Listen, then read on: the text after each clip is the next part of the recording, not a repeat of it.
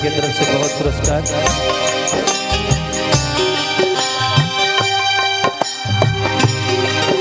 जहाँ जईबू तजा ए सनम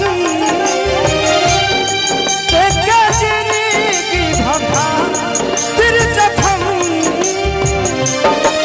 जनी सोचा हमारा बार तुहरा